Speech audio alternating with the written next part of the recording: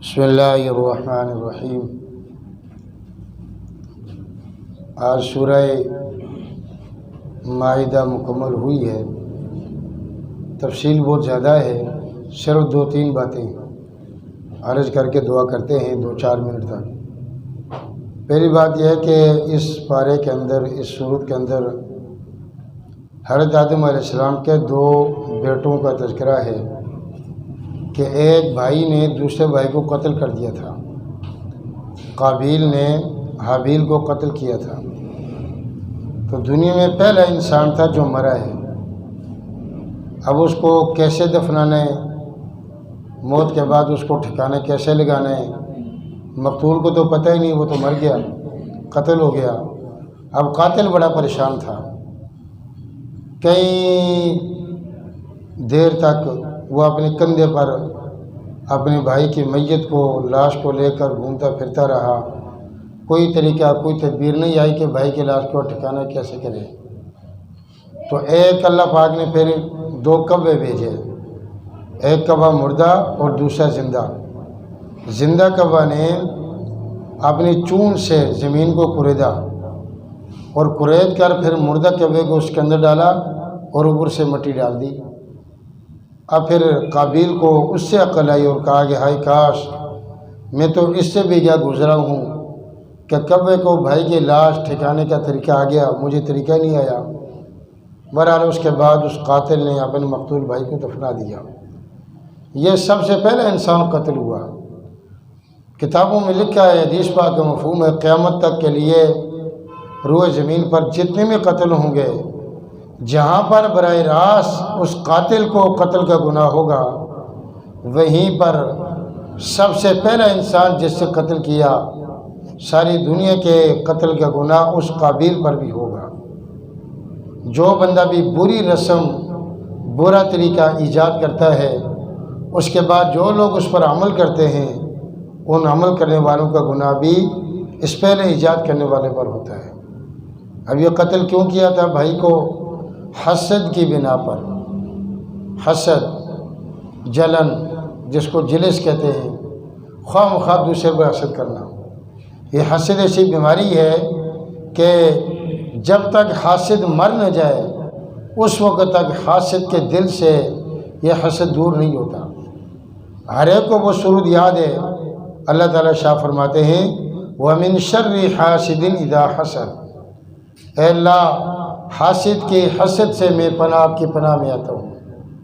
تو یہ کسی پر حسد نہیں کرنی چاہیے کہ فلاں خوبصورت کیوں ہے، فلاں مالدار کیوں ہے، فلاں کی ساری بچیوں کی شادیاں کیوں ہو گئی، فلاں کے سارے بیٹوں کی شادیاں کیوں ہو گئی، میرا پڑوسی اس کا مکان بڑا کیوں ہے۔ بھائی غیر اختیاری ہے۔ اگر اس کو خوبصورت بنایا تو اللہ نے بنایا، اگر اس کو زیادہ بیٹے دے دیے تو اللہ نے دیے، اس کے اختیار میں تو نہیں ہے، اس کے بس میں تو نہیں ہے، غیر اختیاری چیز ہے۔ اور حسد کا علاج یہ ہے کہ جس پر انسان کو حسد ہو اس کے لیے دعا کرے، اللہ اس کی مغفرت کرے، اللہ اس کی نعمتوں میں اور زیادہ اضافہ کرے، اور اللہ تعالیٰ مجھے بھی اس تک پہنچنے کی توفیق عطا فرمائے۔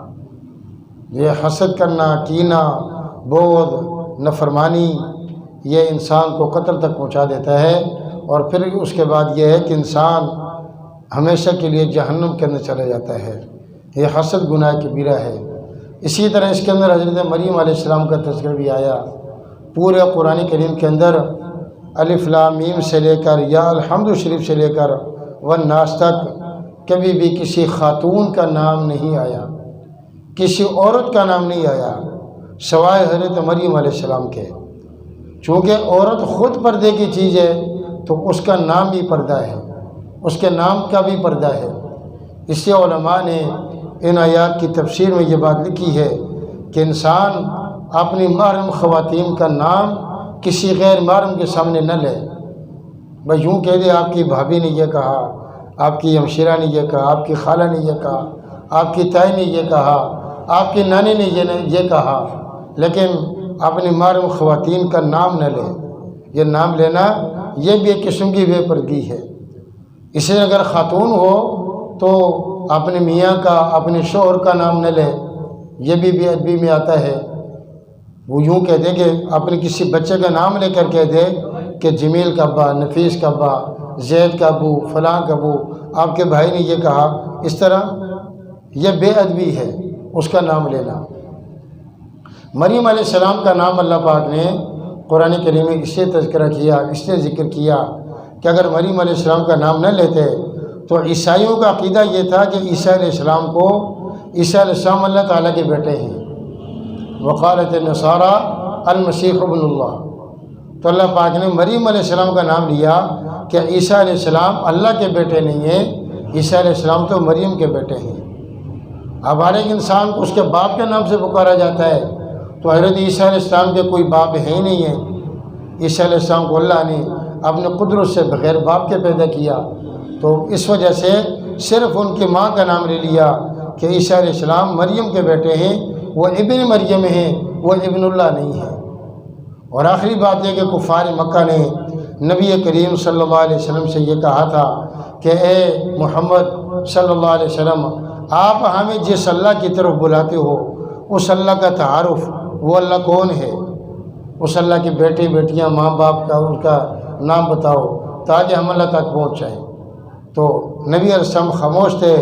جبرائیل علیہ السلام تشریف لائے اور آ کر وکالت کی اور کہا کہ میرے نبی ان کو بتا دو، قل هو اللہ احد، اللہ ایک ہے، اللہ الصمد، اللہ بے نیاز ہے، لم یلد ولم یولد، نہ اللہ کی اولاد ہے اور نہ اللہ تعالیٰ کے ماں باپ ہیں، ولم یکن لہ کفوا احد، اللہ تعالیٰ جیسا اللہ تعالیٰ کا ہمسر بھی کوئی نہیں ہے، اللہ تعالیٰ تنہا ہے، اللہ تعالیٰ وحدہ لا شریک ہے۔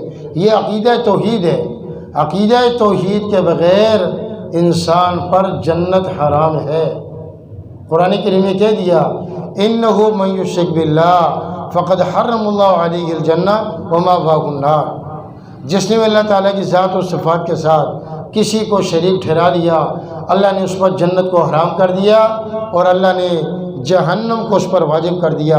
اللہ تعالیٰ ہمیں عقیدہ توحید پر قائم رہنے کی اور اسی کا دعوت دینے کی توفیق نصیب فرمائے۔